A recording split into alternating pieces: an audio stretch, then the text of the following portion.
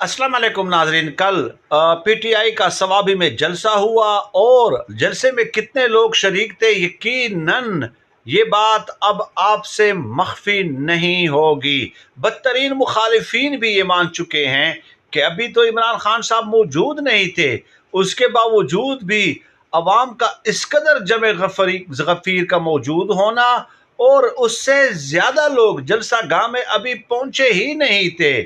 तो that means कि आप एक एक दिन अगर मजीद इमरान खान साहब को जेल में डालेंगे तो उनकी मकबूलियत में इजाफा होता रहेगा।